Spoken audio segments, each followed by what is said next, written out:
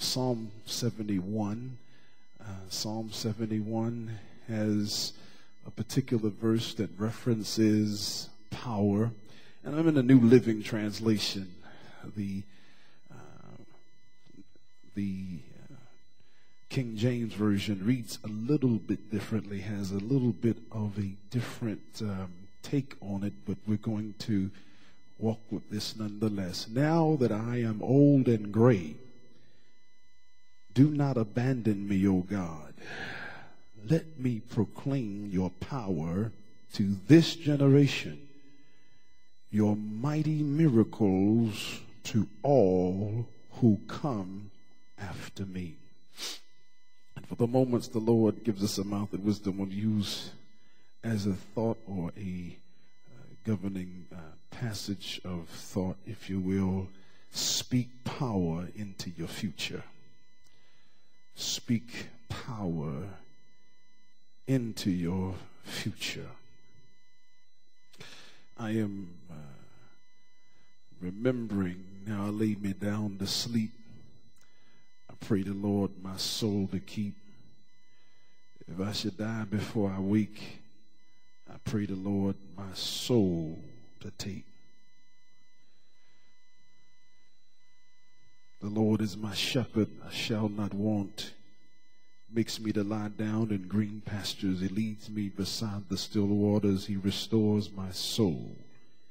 He leads me in the paths of righteousness for his name's sake. Yea, though I walk through the valley and the shadow of death, I will fear no evil, for thou art with me. Thy rod and thy staff, they comfort me. Thou preparest the table before me in the presence of mine enemies. Thou anointest my head with oil.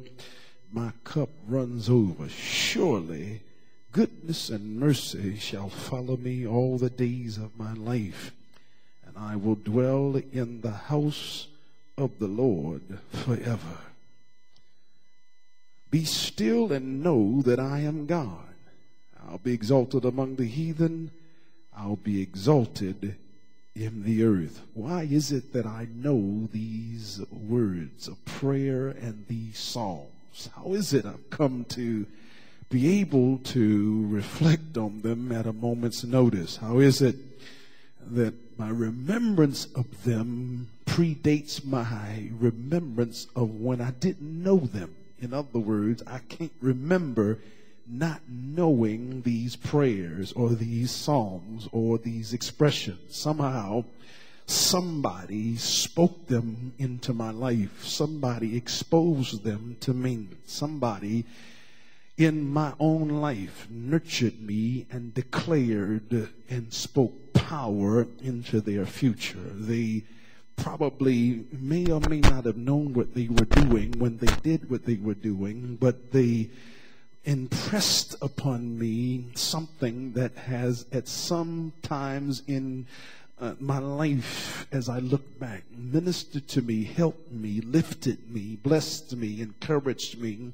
and gave me power when I was faint, and when I had no might, increased my strength. Something about the 23rd Psalm, something about Psalm 46, something about now I lay me. There was this sense that when I was asleep that I needed the Lord to watch over me. There's something about walking through life, and especially the valley and the shadow of death. I needed God's power to direct me. And in the midst of natural and personal calamity, I needed sometimes to realize God was putting on the brakes to help me to learn that God was in charge.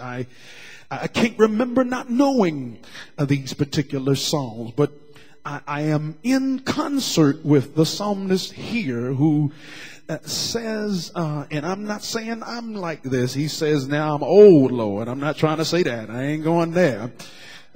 But I am saying, however, that there's something engaging about what he is proposing. God help me.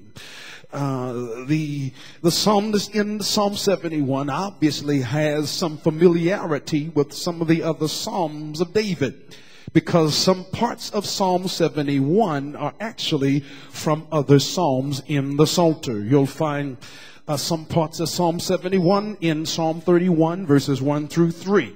You'll find parts of Psalm 71 in Psalm 22, in Psalm 35, verses 4 and verse 26, in Psalm 36, verse 6, in Psalm 38 and verse 12, and in Psalm 40, verse 13, and even in Psalm 70 and verse 1. The author of this particular psalm has to have been familiar with some of the previous psalms. Perhaps they were sung to him as a child. Perhaps they were a part of the worship experience when they went to church. But there is something familiar in this, that in this psalm of recollection and in this psalm of reflection, the psalmist is declaring, Lord, now that I have reached a particular time in my life, God help me, please don't forsake me. Don't let me get too weak where I can't continue to worship. Holy Spirit, help a black man in here. Where I can't worship you and I can't speak about what you've done in my life as a way of speaking power into the lives of those who are my children, my grandchildren, my family. I think perhaps that the experience that you and I have had with respect to those speaking power into our lives is all too often unknown in this postmodern culture and time. For perhaps the first time in recent modern history, we have a generation that hasn't had power spoken into their lives. They have not had the benefit of someone speaking over them. Psalm 23, the Lord is my shepherd. They have not had the benefit of a grandmother or a father perhaps saying to them and impressing upon them the importance of reading the word, where the word declares, be still and know that I am God. And perhaps that may be part of the reason why there is such a penchant towards self-destruction in our communities. I was in a community collaborative meeting yesterday, the Athens Westmont community, and my good friend, Brother Francisco, who is the facilitator at the Westmont or the Chester, Washington golf course, where we have our community meetings every Tuesday from 10 to noon, said that his nephew, Santiago Jr., had been shot 8 times. God help me. That he survived his wounds, but was shot twice in the head and 6 times throughout the body. He survived. Miraculously, somehow he survived. He says that in somehow or other, some young men just walked up on him and just went to shooting in what is called kind of initiation, where you just ride the streets and whoever you come up to, that's who you come up to. It's random. It's nothing personal. God help me. But they just do it because, and I began to think, what kind of brothers, what kind of young men, what kind of people are we raising in our neighborhoods, in our households, and who would just walk up to an absolute stranger and not knowing who they are? It's obvious, in my estimation, if you will, that the words of power have not been spoken over their lives. For who would do such a thing? But God help me. What amazes me yet is the fact that in the midst of this tragedy, God has pulled out, as it were, a miracle for anybody to survive this kind of injury. There must be a message in this.